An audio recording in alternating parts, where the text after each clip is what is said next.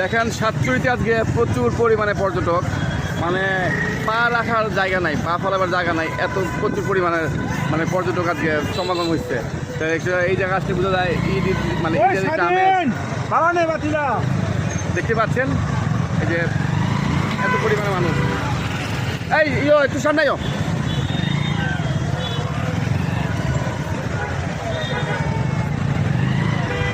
এই সামনেও না